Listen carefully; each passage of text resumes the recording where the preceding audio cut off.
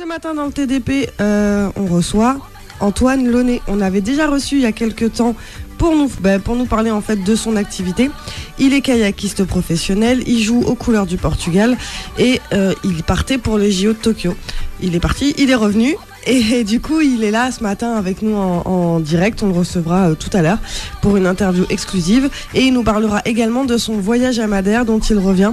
Il revient il y a 2-3 jours, donc il va nous en parler également et il va nous annoncer quelque chose. Voilà pour cette matinée.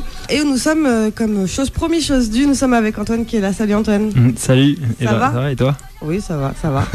Tout juste, ça fait quelques mois. 2 mois que t'es revenu de Tokyo du coup? Ouais, le 1er août. En fait, on devait quitter Tokyo 24 heures après notre dernière compétition. Donc oui. Moi, c'était le 30 et je suis parti le 31 au soir et je suis arrivé le 1er à Paris. Alors du coup on va le rappeler parce qu'on t'a déjà reçu, on le disait, il y a déjà 1 an et demi. Ça ouais, passe le temps. Avant le Covid, ouais. Donc on t'avait déjà reçu pour parler un peu de ton activité. T'es kayakiste professionnel et tu joues aux couleurs du Portugal. Ouais, je suis pour le Portugal. Allez, ouais, on dit pas je joue en Je représente le Portugal, exactement. Et donc du coup on en parlait il y a 1 an et demi, mais tu te préparais à Tokyo, tu te préparais au JO. C'est pour ça qu'on te reçoit aujourd'hui en fait. Alors on t'a suivi, on a partagé sur les réseaux, ouais. On t'a regardé et du coup tu vas nous parler de comment ça s'est passé. Alors on en parlait en off, c'était pas des JO comme on t'aurait pu espérer parce qu'il y avait cette histoire de Covid et que c'était quand même pas la magie des JO. Oui, c'est sûr que c'était des JO très particuliers. Déjà il y a eu l'annulation qui a duré pendant quelques semaines, puis après le report. JO 2020 en 2021. En 2021, ouais, exactement. Et déjà, on a eu beaucoup de chance. Je pense qu'on a eu beaucoup de chance, tous les athlètes, à ce que ça soit au Japon, à Tokyo, parce que sincèrement, si ça n'aurait pas été au Japon, je pense que ça n'aurait jamais pu avoir lieu, parce que la rigueur et même tout ce qu'ils ont mis en place pour le fait que ça se fasse, la rigueur sanitaire, c'était impressionnant. Mais les Japonais sont très, très carrés. Très, très carrés, c'est même trop. Ouais. Parce que du coup... aujourd'hui, si tu vas aller au Japon, faut que tu sois résident ou vraiment que tu aies une raison de travail. C'est fondamental. C'est quelque chose de fou quoi, pour y aller. Donc oui, c'était particulier pour plusieurs raisons. Parce qu'en plus, 15 jours. Donc je suis arrivé, je suis le premier athlète olympique à être arrivé à Tokyo le 26 juin 2021. Et donc tout n'était pas mis en place encore, notamment l'application. Il y avait une application qui s'appelait Ocha. Et du coup, ça c'était pour se tracer avec un test PCR tous les matins et de tracer avec la géolocalisation. Donc elle n'était pas mise en place. Tu as été testé tous les matins? Tous les matins, ouais. Alors c'était pas un test salivaire. C'est un test salivaire, c'était pas un test PCR avec nasal, mais du coup pendant 34 jours, du 24 au 30 juillet. Ouais, salivaire ça va. Ouais. Oui, non ça va, c'est juste que t'as la langue grappeuse à la fin. Oui. Mais non ça va. Après, au bout de 15 jours, on annonce que c'est état d'urgence au Japon, état d'urgence sanitaire, et du coup, normalement il devait y avoir que les spectateurs japonais, et au final il y a eu 0 spectateurs dans les gradins, ça a été très particulier. Oui, donc il y avait cette ambiance qui était pas comme. Pourtant, il y a eu une belle cérémonie d'ouverture et tout. On a regardé à la télé, c'était sympa. Oui et non, parce que c'était quand même très long, encore une fois sans public. Un stade aussi beau au Japon sans public, sincèrement, c'est quand même triste. C'est quand même triste. Après, encore une fois, moi je dis que c'est triste, mais je remercie aussi les Japonais parce que on a pu avoir eu ces JO. Vous avez quand même eu les JO. Voilà, ouais. Donc c'est un sentiment un peu partagé. Personnellement, j'ai pas pu aller à la cérémonie d'ouverture parce que mon coach, les coachs n'étaient pas autorisés. D'accord. On a appris ça 2 jours avant. Voilà, exactement.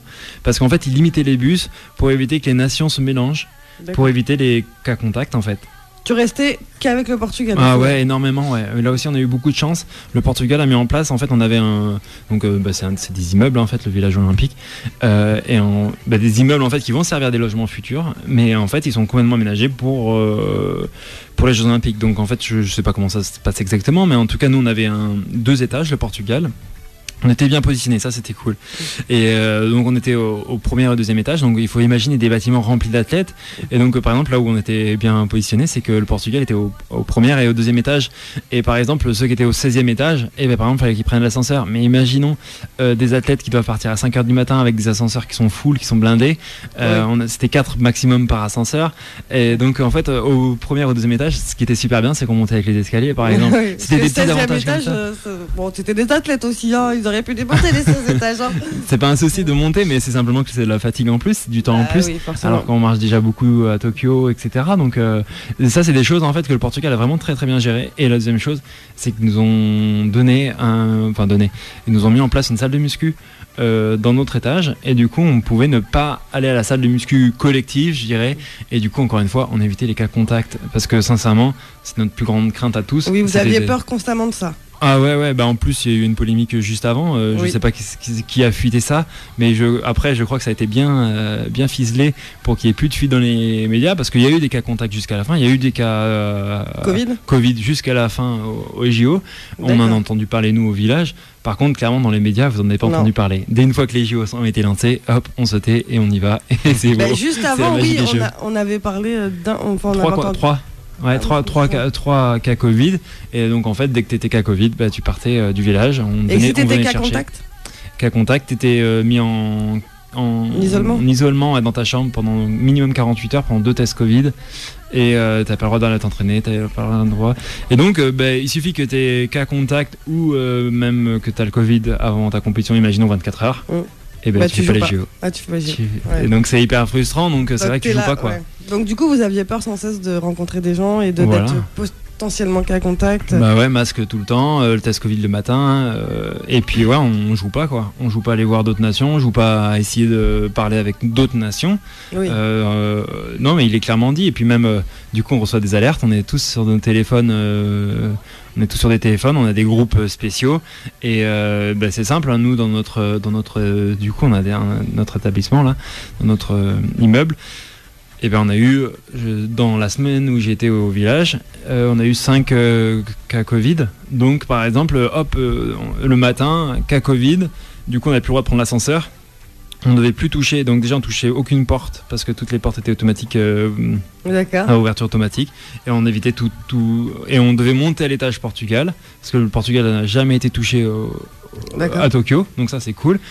Mais par exemple, on sait qu'il y a un surfeur portugais qui n'est pas parti au JO parce qu'il a été Covid avant de partir. Voilà, donc c'est des petites choses comme ça, mais et donc on avait des alertes et on devait être très très vigilant.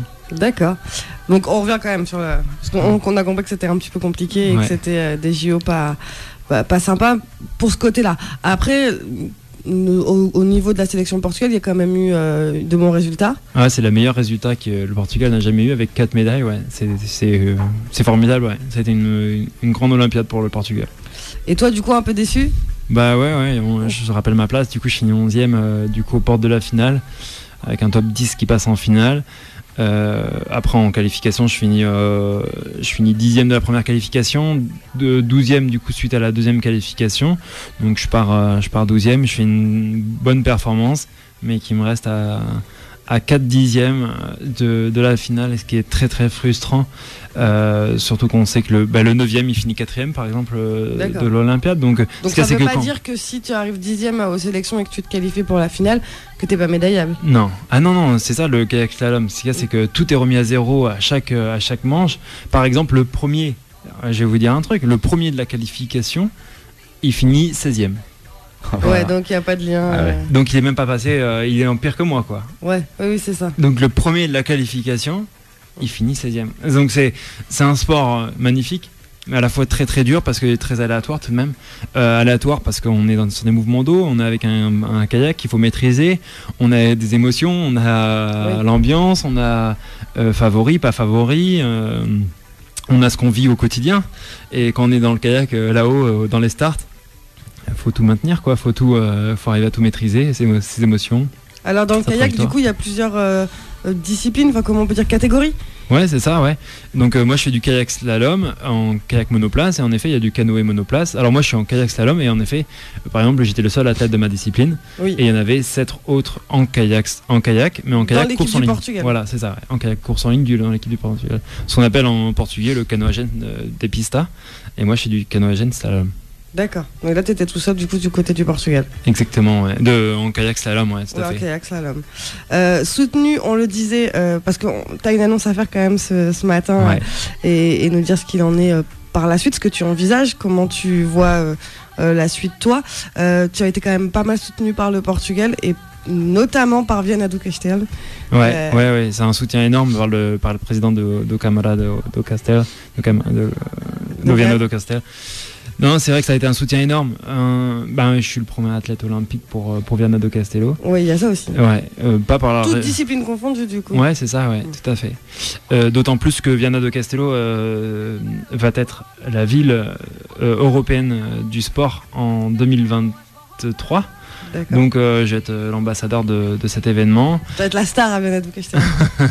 Non, mais c'est un plaisir parce que vraiment ils mettent tout.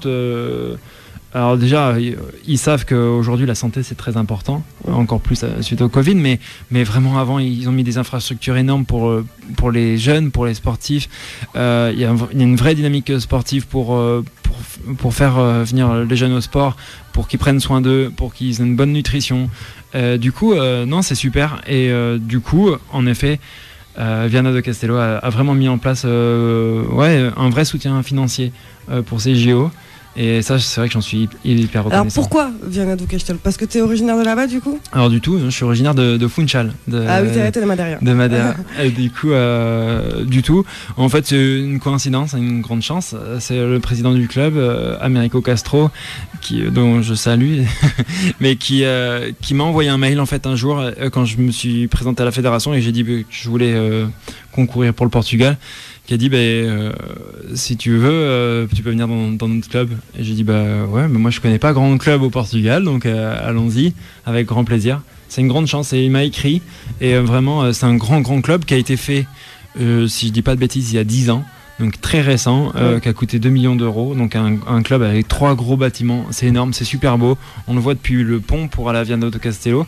C'est 3 bâtiments à droite qui donnent sur la rivière. Ils ont mis en place des choses incroyables, notamment pour les handicapés. Il y a de plus en plus d'handicapés qui font du kayak et notamment je pense qu'on a un espoir au club et parce qu'ils ont mis en place des structures pour aller dans l'eau, des choses comme ça, parce que c'est vraiment très compliqué parce que l'eau, tout à fait. Il y a beaucoup d'investissements du coup. Énormément, et pour l'aviron, pour les sports à voile, parce que du coup on est juste à côté de la mer. C'est super beau. D'ailleurs, si vous connaissez pas Viana do Castelo, il faut y aller. Ok, on a des gens qui font de la pub souvent ici. Mais non, mais c'est formidable. Moi, j'ai beaucoup de Français qui m'ont demandé où aller au Portugal pendant le Covid, parce qu'ils se sentaient pas très bien ici. Et il y a 4 familles qui sont allées à Viana do Castelo et depuis ils sont pas revenus. Après, nous, on fait souvent de la pub parce qu'il y a aussi le folklore et que c'est le berceau du folklore portugais, et que nous on est très là-dedans aussi, donc on vante aussi les mérites vis-à-vis de ça, parce que c'est quand même des fêtes qui sont extraordinaires. Mais tout ce qui est kayak et tout, on connaît moins, c'est vrai qu'on y va moins pour ça, mais il y a sûrement des infrastructures super aussi, ça on n'en doute pas. Donc du coup soutenu par Viana do Castelo, que tu vas pas abandonner. Non. Par contre l'annonce c'est qu'au niveau international... Ouais, c'est l'annonce du jour, et Eva a bien teasé le. Ouais, en effet, je vais mettre fin à ma carrière internationale, tout à fait. Alors du coup, on le disait en off, mais on peut le dire, parce que t'es déçu de ta performance. Ouais, il y a une frustration, clairement. Ouais. Pour moi, j'étais médaillable, j'ai tout mis en place pour ça, j'ai tout investi, l'argent, le temps, loin de ma famille, parce que je suis beaucoup en déplacement. Il y a une frustration. La vraie raison, elle est multiple pour l'arrêt de ma carrière. La première, c'est clairement financier, on peut dire ça. J'ai 28 ans aujourd'hui, j'ai pas d'économie. À un moment donné, j'ai envie d'autre chose de ma vie, je crois. C'est sûr. Et puis il y a une deuxième raison qui me tient vraiment à cœur, qui est mes valeurs en fait. Et aujourd'hui, consommer tout plastique, prendre tous les avions que je prends, pour le kayak, pour du plaisir, certes c'est un très grand plaisir, mais aujourd'hui je crois que j'ai envie de rendre à la mère Terre ce qu'elle m'a donné. Du coup c'est vrai que j'aimerais prendre soin à l'avenir de la planète. Donc alors il y a une part de frustration, mais il y a une part aussi de changement de vie tout court en fait. Ouais. Sans oublier qu'on reviendra sur ce changement de vie là, mais tu arrêtes quand même pas le kayak et tu abandonnes pas quand même la sélection portugaise, au Portugal, et tu abandonnes pas non plus Viana, puisque tu vas quand même faire les compétitions là-bas. National, ouais, tout à fait. Ouais, j'ai promis à mon président de club parce que après les JO, j'avais un temps de réflexion tout de même avant de vous annoncer ça aujourd'hui. Oui. Mais du coup, en effet, quand je suis allé début août, donc lui, en fait, il m'a appelé, il m'a dit Antoine, faut venir au Portugal, faut venir parce qu'on a une cérémonie à faire et tout ça. Je dis écoute, j'ai besoin un peu de temps de réflexion, j'ai besoin d'un peu de temps de souffler, surtout après les JO. Et du coup, j'ai mis quelques jours avant d'aller à Viana do Castelo. Mais moi, j'avais toujours pas encore décidé. Et là, aujourd'hui, je suis un peu plus sûr aujourd'hui au micro ici. Oui. Mais quand j'y suis allé, je lui ai dit, écoute, je sais pas encore l'avenir. Par contre, moi, je te promets de faire les chemins du Portugal et les compétitions nationales, au moins pendant 4 ans jusqu'à 2024. Voilà, encore 2024, il y a encore 3 ans où on pourra te suivre, mais du côté du Portugal. Ouais, après, moi, je dis pas que je ne ferai plus rien, etc. Mais en effet, c'est vrai que courir partout, dépenser beaucoup d'argent, de temps pour finir 11e, c'est quand même super frustrant. Je suis plusieurs fois multiple médaillé à l'international et en national, beaucoup au Portugal. Et c'est vrai que c'est très frustrant aujourd'hui de finir 11e. Et surtout, en fait, il y a une réflexion que je me pose, et sincèrement, c'est est-ce que je peux faire mieux ? C'est-à-dire qu'aujourd'hui, j'avais quand même beaucoup de moyens. J'ai quand même, Viana do Castelo a vraiment beaucoup aidé. Même la fédération, le comité olympique. Ce qu'il y a, c'est que... Ok, qu'est-ce que c'est l'avenir en fait ? Est-ce que si je m'investis encore 3 ans comme ça, parce que sincèrement 3 ans c'est à 28 ans on commence à les voir passer et c'est autre chose. Après j'ai vécu les JO, c'était un rêve, mon rêve c'était d'être champion olympique et ça reste je suis pas il n'y a pas de regret parce que sincèrement j'ai tout donné. T'aurais pu, c'est pas que je veux t'influencer, mais t'aurais pu faire les prochains. Ouais, à Paris. En plus. Ouais, tout à fait. Mais en fait, il y a plusieurs choses là-dedans. C'est qu'en fait, on dit que c'est 3 ans. Ouais, ça demande beaucoup de travail jusqu'au JO. En fait. Ouais. Ce qu'il y a, c'est qu'en fait, les JO, c'est seulement une semaine, quoi. Ouais, c'est seulement une semaine en 2024, quoi. Avant, il y a 2 championnats du monde, dont un qualificatif en 2023. Oui. Donc là, les championnats du monde 2021 ils sont passés. Normalement, en année olympique, on n'a pas de championnat du monde, mais bon, vu qu'on est en 2021, ils ont conservé les championnats du monde. Et oui, il y a encore 2 championnats du monde, dont un qualificatif. Donc ce qu'il y a, c'est que si je veux me qualifier, il faut que j'aille à Londres. Londres, c'est maintenant un visa, parce qu'ils sont plus dans l'Australie. Voilà, ouais. Londres, c'est super cher. Par exemple, l'heure d'entraînement, ça coûte 450 € à Londres. Alors qu'en moyenne, sinon, c'est 20 à 30 €. Donc, par exemple, du coup, on doit se retrouver, on doit partager, en fait. Donc, il faut toute une organisation. Si on veut pas payer 450 € l'heure, enfin voilà. Et ce qu'il y a, c'est que ça coûte super cher et tout ça. Donc ce qu'il y a, c'est que en fait, on peut dire que c'est Paris, mais en fait, par exemple Tokyo, j'y suis allé à la fin, j'y suis allé 3 fois. J'y suis allé en 2019, j'aurais dû y aller 3 fois normalement en 2020, mais au final tout a été annulé. En 2021, tout a été annulé également. On a fait que les JO, donc j'y suis allé une dernière fois en 2021 pour les JO. Mais par exemple Paris, en fait, je vais pas y vivre à Paris. Paris, en fait, c'est simplement la dernière semaine, en fait, les JO. Oui, c'est les JO à Paris. Sinon, avant, il faut que j'aille habiter en Allemagne, il faut que j'aille habiter à Londres, il faut que j'aille aux 4 coins du monde parce que les Coupes du Monde sont un peu partout dans le monde. C'est une super expérience, mais ça peut pas durer toute la vie. Non, ouais. Et puis, je crois qu'en fait, il y a aussi la prise de conscience planétaire, je crois. Aujourd'hui, si tout le monde vivait comme Roger Federer, il faudrait 41 planètes. Du coup, je crois qu'il faut en avoir conscience. Et voilà, je crois qu'aujourd'hui, j'ai pas forcément envie de laisser une planète détruite pour mon plaisir. Donc ça, c'était valeur. Et c'est là-dessus où tu veux aller. Ouais, c'est exactement ça. Ouais. J'ai vraiment envie de prendre soin de la planète et pourquoi pas prendre soin de la Terre au plus proche. Vas-y, la deuxième annonce, il faut quand même que tu la fasses à nos auditeurs parce que nous, je pense qu'on a été très étonnés de ça. Mais moi, dans l'avenir, j'aimerais être agriculteur biologique, en effet, en Charente, par exemple. Après, par exemple, je reviens de Madère, du coup, comme tu l'as annoncé. Oui. Et du coup, on en parlera après du coup de Madère et de ton voyage. Enfin, du coup, c'est quand même ton retour aux sources aussi parce que c'est ta famille, mais on reparlera de ça. Ça peut être intéressant. Ouais, tout à fait. Ouais. Moi, c'est important ça. Et du coup. Un retour à la terre et en Charente, un agriculteur biologique, j'adorerais faire ça et prendre soin de la planète en fait. La planète m'a tellement donné. Aujourd'hui, si j'ai pu faire tout ça, c'est que en effet, c'est que j'ai pu manger des fruits, c'est que j'ai pu bien m'entretenir, j'ai pu. Moi, je mange bio depuis très longtemps. C'est quelque chose de très important pour mon équilibre. Et déjà, en fait, en mangeant bio, déjà, j'ai essayé de minimiser mon impact sur la planète parce qu'en effet, je pourrais consommer plein de choses. Mais ouais, c'est important pour moi. Du coup, de kayakiste international à faire tous les coins du monde à agriculteur en Charente. Voilà. C'est quand même violent comme changement en vrai. Hein. Ouais, je crois que c'est deux passions en fait. Du coup, une passion, le kayak, et puis je crois que la passion de prendre soin de la planète, c'est... Ouais, pour moi, je verrais pas ça vraiment comme un métier. En fait, je verrais plutôt ça comme quelque chose. Tu fais tout avec passion au final. Ouais, c'est ça. Ça, c'est bien. Franchement, moi, je te dis chapeau. Parce que changer de vie radicalement comme ça, et sûrement en ayant un peu peur, mais en tout cas, en prenant le risque, je trouve ça chouette. Bah, merci, ça me touche beaucoup. On va du coup, tu restes là avec nous, hein, parce qu'on n'a pas fini. Hein. On va parler après de ton voyage à Madère et ton retour aux sources et de là où tu viens en fait. Donc tu vas pouvoir nous en parler un peu. Surtout qu'en plus, moi j'ai eu des échos un peu de gens que je connais qui nous ont dit que c'était récemment. Ouais, et que du coup c'était la fête des fleurs la semaine dernière. Ouais, exactement. Et vu que ça a été décalé, t'as pu le vivre. T'as pas dû le vivre souvent, ça non? Non, mais c'est la première fois. Donc ça aussi on pourra en parler. Na rádio RTF, todos os domingos, das 10 horas ao meio-dia.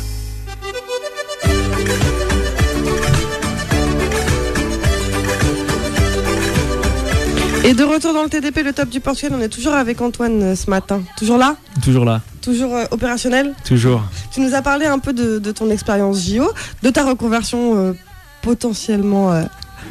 biologique mais tu nous en parleras ça aussi, tu reviendras de toute façon, maintenant t'es chez toi, tu sais où c'est.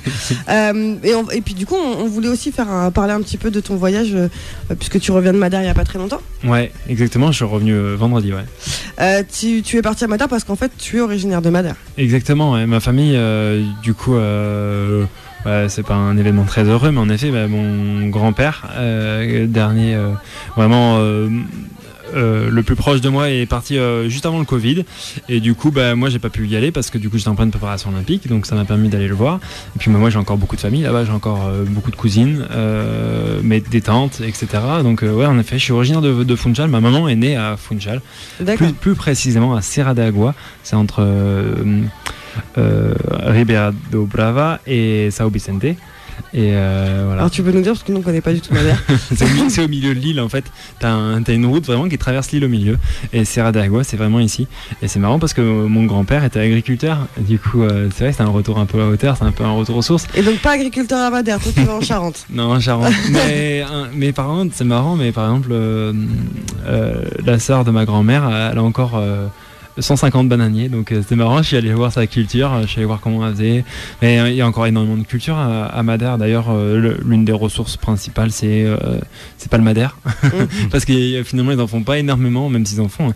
Mais du coup, d'ailleurs, à l'aéroport de Lisbonne, il n'y a pas de Madère. Il y a beaucoup de Porto, mais il n'y a pas de Madère. On peut pas acheter du Madère à l'aéroport de Lisbonne. Non, faut la Madère. Voilà, exactement. C'est vrai. Hein. Oui. Et on n'en trouve pas beaucoup ailleurs. Ils en font pas énorme, et c'est aussi bien parce que du coup, c'est quelque chose de très typique, ouais. Et non, mais c'était un voyage. Moi, j'avoue que pendant très longtemps, avec le kayak, avec ma discipline, en fait, je voyageais beaucoup, mais pas pour ma famille. En fait, je voyageais pour mon sport. Et du coup, là, j'avoue, je suis un retour un peu aux sources. Je viens d'aller à Madère. Je vais aller dans une semaine en Normandie, du côté paternel, du côté français. Et voilà. Et c'est important pour moi. C'est important j'adore Viana do Castelo.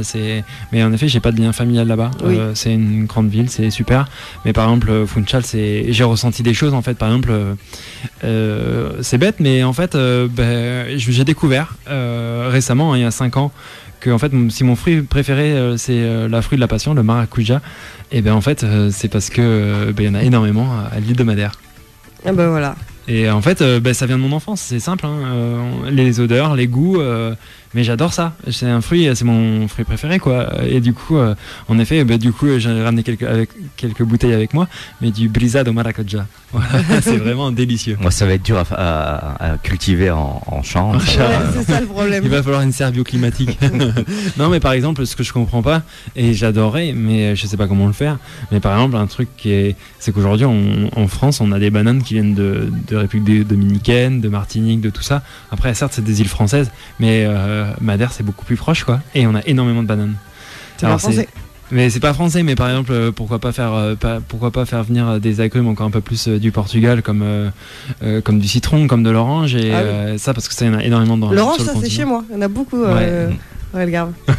Voilà. Et des bananes, par exemple, il y en a énormément à Madère. Après, je sais pas si ça peut nourrir énormément non plus. Je pense qu'il y en a beaucoup, par exemple, qui vont au Portugal, je pense, des bananes de Madère. Oui. Mais c'est fou, elles sont délicieuses. Et du coup, j'ai pu voir tout le process et puis j'ai pu aller voir.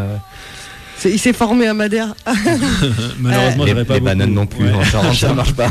Non, ça marche pas non Ça va être plus. compliqué. Vite fait, parce que du coup on n'a plus beaucoup de temps, on le disait en off aussi, mais du coup t'as été, nous ce qu'on connaît de Madère et c'est la fête des fleurs, c'est ce qu'on entend parler beaucoup, et du coup ça a eu lieu le week-end dernier exceptionnellement, puisque Covid pas possible, donc ça a été reporté il y a une semaine en fait. Ouais, exactement, dimanche dernier. Dimanche dernier t'étais à je sais pas combien de kilomètres en train de faire de la fête des fleurs à Madère. Aujourd'hui t'es avec nous, franchement c'est un peu pareil. Ouais, c'est ça, non, c'était formidable, c'était on en parle beaucoup et c'est vrai que on voit tous les chars et tout ça, ils ont prévu une grande fête, ça a été dans le respect fait des gestes barrières et tout ça. Oui. Et non, c'était vraiment beau, c'était chouette, une grande fête avec beaucoup de couleurs, beaucoup de d'animation, non, c'est beau. C'est un peu ce qui est réputé à Madère aussi. Ouais, ça, c'est le long du port de Funchal. Et c'est tout le long, là, il y a une grande route en ligne droite. Et là, il y a tous les chars qui défilent et c'est magnifique. Tu peux même te prendre en photo, il y a des encadrements avec des fleurs. C'est magnifique. Et puis après, si t'en as pas assez, tu prends le téléphérique et tu montes au jardin botanique de Monté ou au jardin botanique. Où tu vois comme je disais, où tu vois des fleurs, tu vois des oiseaux du paradis. Exactement, j'en ai ramené. Mais ça pousse pas ici, c'est trop beau, je suis d'accord. Mais... C'est trop beau les oiseaux. Moi aussi j'ai demandé à ce qu'on en ramène, on sait jamais si ça pousse à la maison.